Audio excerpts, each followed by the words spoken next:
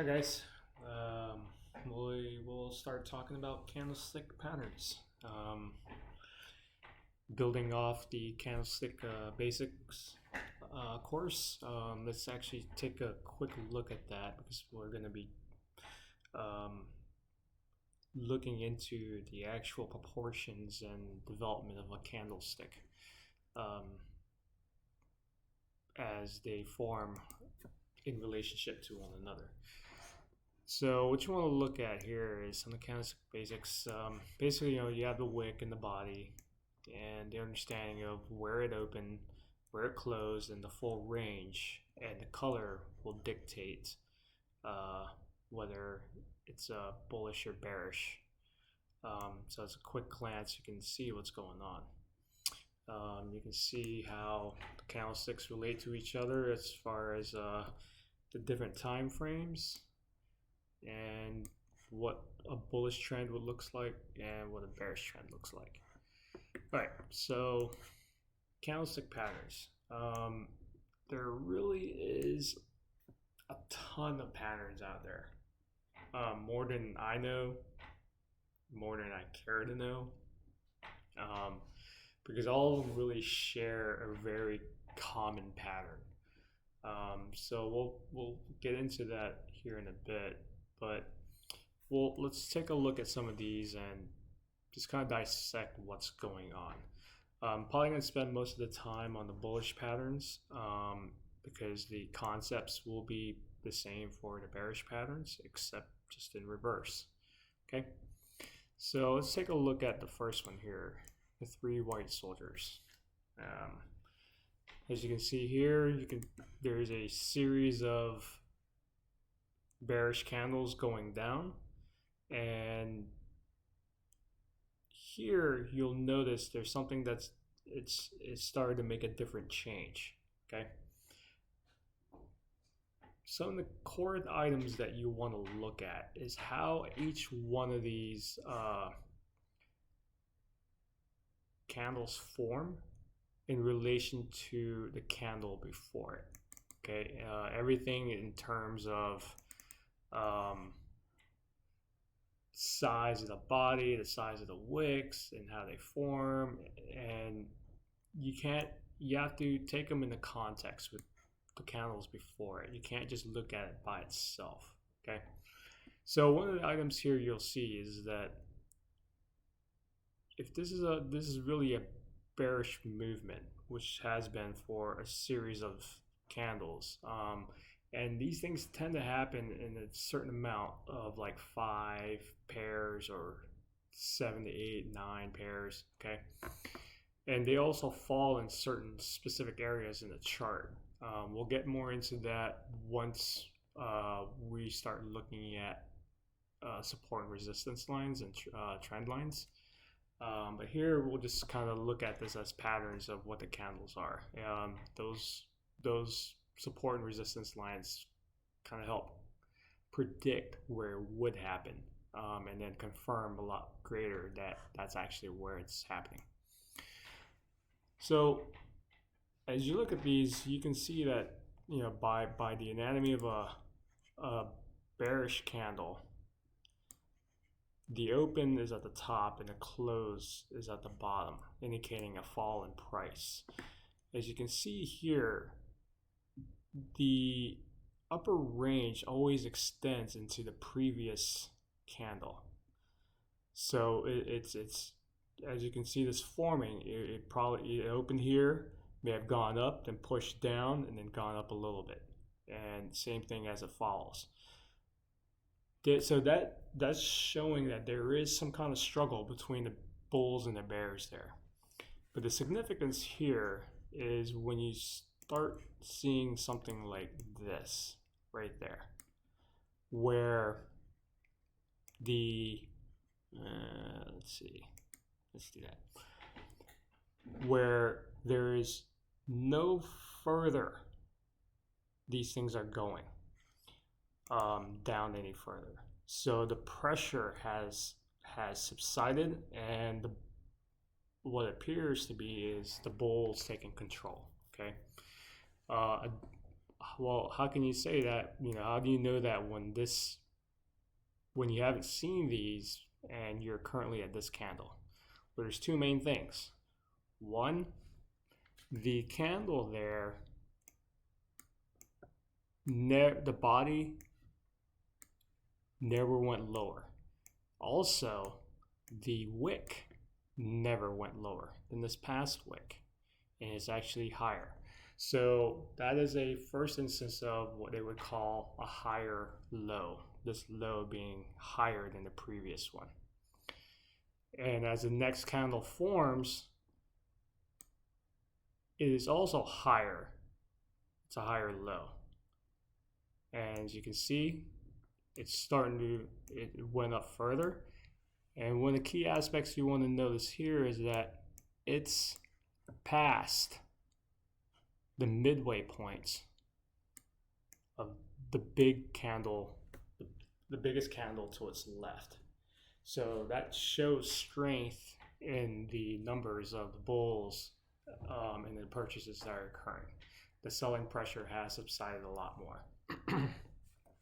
The other thing also that will show you here that's a bigger indicator is there are no wicks. The wicks are small, if not present here. And this wick is still really close to the closing of the body. So that tells you more that the bulls aren't done. As you can see here, as the candle progression continues, there is no wick here, and it goes straight up. And still, the smaller proportion of wick to body, it's still very small. This one has no wicks at all. So that is kind of the pattern you want to see in any of these named patterns. 3 white soldiers, the inverse hammer, bullish engulfing. They all share that very same characteristic. Right, so let's take a look at some others to kind of help drive that point a little further. The inverse hammer. So as you can see here, there's been some quite a bit of selling pressure going down. The first leg of an attempt to reverse never went further than the previous candle before it.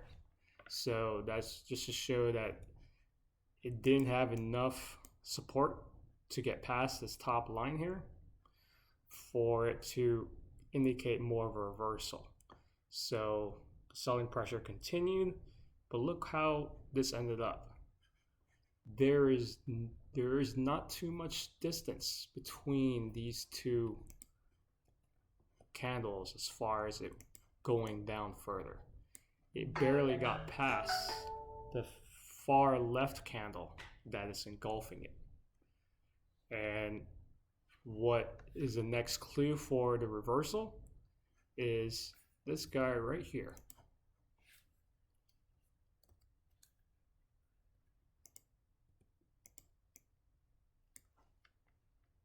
He opened lower and actually closed higher and continued to push up higher. So that is a very big sign, and as you can see by the name, it's an inverted hammer. Okay, and from a downtrend, this is the more likely a candidate for a potential direction reversal. Your confirmation here would be this part when it gets above this line and moves into this territory. That will give you a better identification of where to enter your trade, and then that would be a confirmation for the direction. I'm not going to really fully tell you exactly how to trade this because I don't want you guys trading yet, because it's guaranteed at this point that you'll lose a lot of money until you actually finish the key understandings of how to do trading, where to do your stop losses and that kind of stuff, and what's a good trade and what's not a good trade. All right, so here's another version of the hammer, but it's the regular version, not the inverted. Same thing. Buying pressure was pushed all the way from down there all the way up to here and closed positive. Okay, so the narrative you want to take a look at is that there's a lot of buyers here pushing the price up, absorbing all the sellers' pressure coming down, and the pressure has been relieved, and now the buying pressure is starting to continue. A bullish engulfing. Remember what I was telling you before. The candle to the left of it, if it goes higher, that's an engulfing. If it goes lower, like here, you can tell that this would be engulfing. The pressure going down would be engulfing the candle. Okay, so the reverse would be done here, where it's actually going up. The pressure here now has gone way past. Has gone past this candle, and then more. It's the same thing as I told you from the very first pattern. You know, the candle before it is showing signs of weakness and pressure being relieved, to where now a reversal would happen. Let's take a look at this piercing line last, because that kind of talks more about proportions of where these things are to each other. All right, so the morning star. Again, same thing. It never went lower. And not only that, this candle engulfed this candle, and it went over 50% of the big candle to its left. That is the biggest indicator, is how much in proportion has it re-engulfed the candle to its left.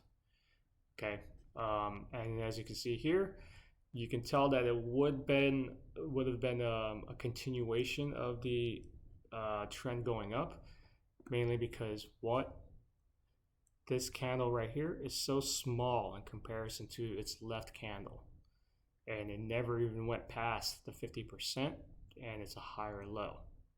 Okay, typically some of these things, if there was a candle in between it that was like really small, it would be known as a 3-bar pattern. Something that you guys probably hear a lot nowadays. But you can see that the pattern is still going to be the same. It's a higher low. It never went lower. The body's small, and it's near the top of where the closing price for the engulfing candle is. Okay, so the proportion is what kind of led into a little bit earlier, is that how the bar closes in relation to its peer candles is very important. Not only how it lands there, but you know, everything about it, its proportion of body to the wick, to itself compared to the candle before it, tells a lot about it. But what you want to really just keep in mind is just look at the nature of it. They all show a reversal of an action, showing that the pressure is changing, the direction is changing. There's all kinds of signals before it. This never got lower. It took two candles and it never got lower. On the third candle, it started to lose steam, and it showed because there's a huge wick on this candle here before it started to reverse. Same thing here. These never really got lower, and it would open down here, try to go lower, and it just got pushed back up and then some. Same thing with the 3 white soldiers. Okay, so that's pretty much the gist of it, is that the proportions of where they land and how the wick and body measurements are proportional to one another really kind of tells the entire story. It's the same thing for the bearish patterns. You can see here that it never got further and it got pushed down. So the direction is starting to shift. Okay, same thing with here. Potential direction going down right up at this point. Okay, this is a very interesting one because this actually lies within the 50% of what that proportion thing we looked at earlier. And this actually right here would probably continue going back up. Okay. But this is what they're illustrating at this point. Same thing here. Never got any further. Big push down, and there's several other candles forming after it, taking out the large engulfing candle. And this is a lot more easier to identify also because, as you can see, there was a previous run before it. A healthy version of this would bring it back down to this line and then start going back up, which is what you would actually find here in this evening star. Okay. So they're all practically the same thing. I mean, it's just how the proportions are in contextual to each other. Okay. Now notice none of these, just like before, a candle's a candle, a pattern's a pattern. It doesn't matter the time frame. Okay, so if we look at a stock here, it doesn't matter what the time frame here. Here we're looking at a 5-minute frame, and it's the same thing. They all appear to be, the patterns occur no matter what. As you see here, you can tell that this was going to start to fall because this one right here failed to go too much higher than this, and then this confirmed that it was not getting that much further. But there's some items that I'm going to show you a little more to strengthen that idea that that's where it would have occurred. And this is what I was talking about with the support and resistance. I'm going to just draw a little bit of it so you can get a better visual understanding how this actually is forming. That is not coincidence. Okay. We'll go over that a little more in the course in another video because there will be a narrative that I'll be describing to you to better understand what's actually happening as these things unfold. So here are some other ones. Like here's another support and resistance line. As you can see, it was support here to bring it up and got rejected, came back down, and it's trying to go back up, but we got rejected again. And see out here, it got rejected. Your support has now become resistance. Okay, and you'll see that as this occurs. Then you'll see there are other trends that you'll see, other contexts and other bigger patterns that you will have to become familiar with to understand when this would actually occur and why it occurs, why these bounces occur. We'll go more over that again, in another part of the course where I'll paint the narrative for you. Okay. All right. So here you saw this. This is with snap. As you can see here, it's just like everything what you saw. The buying pressure was starting to lighten up. And here comes the reverse. As you can see here, it continued because it never got higher, never got further than half. So half would be here. But as you can tell, this would have had a lot of resistance because there is there would have been some resistance here because this is a level of resistance that occurred. Okay, so it falling near there even identifies more that there's going to be a lot of chop, and it just right away gets pushed down. And then after this, there's some level of expectation that there might be some support here, but it pushed down a little further, but it got stopped right here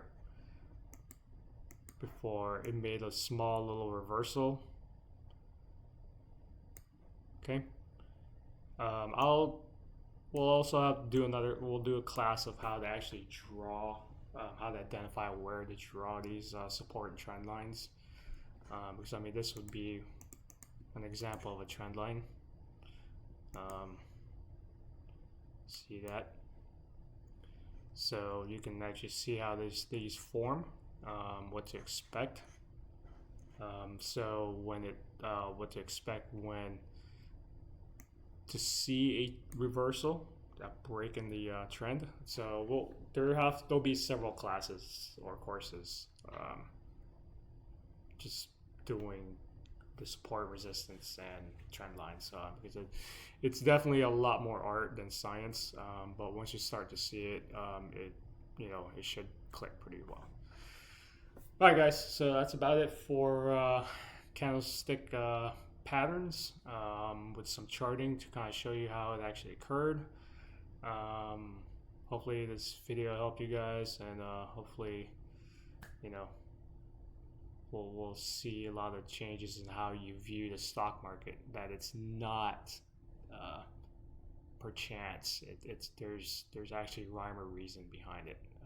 It may not be apparent to you at the moment, but hopefully we'll be able to paint that picture in the future. Okay, well, hopefully this was good for you guys. Hopefully if you like it, please subscribe. I'm trying to build a channel so a lot more people can get visibility to this content. All right, guys, thanks. Bye.